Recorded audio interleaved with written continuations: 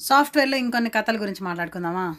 So, experience candidate అని జెప్పేసి అడ్డమైన ప్రాజెక్టులు ఎత్తినేస్తారు. ఆ ప్రాజెక్టులు ఎలా ఉంటాయంటే, ఫర్ ఎగ్జాంపుల్ మనకర్థమయ్యే భాషలో మాట్లాడుకుందాం. సో, నాకు కుకింగ్ మీద చాలా ఎక్స్‌పీరియన్స్ ఉంది. అన్ని వంటలు చేయగలుగుతాను. అన్నీ వచ్చు అనుకోండి.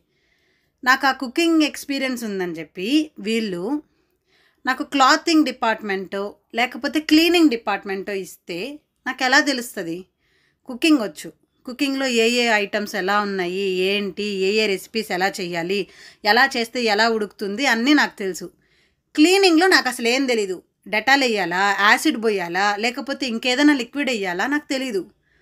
నువ్వు క్లీనింగ్‌లో నాకే ఎక్స్‌పీరియన్సు లేదు. కానీ నువ్వేం చెప్తున్నావంటే నాకు ఎక్స్‌పీరియన్స్ ఉంది పని మీద. కానీ ఏ పననేది నాకనవసరం.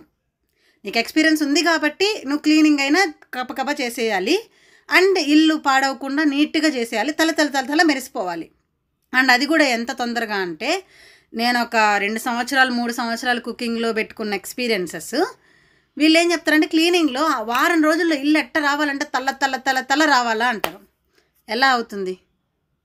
ఏమంటారు? నిజమే కదా! ప్రతి సాఫ్ట్‌వేర్ పీపుల్ ఫీల్ అయ్యే గుండె కోత కదా ఇది.